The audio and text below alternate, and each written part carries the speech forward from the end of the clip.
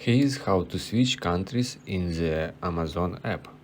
So first of all, log into your Amazon account and then simply tap on your profile icon over here and of course open up it to proceed. Then you will see a flag at the top right corner of the screen. Tap on this specific flag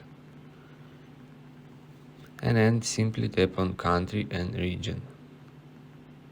Then select country from the active list. So basically you can select any of these country or regions that available at the moment from this specific list. Alright, when you selected one of these, just tap on done at the bottom and it will save your country or region, of course.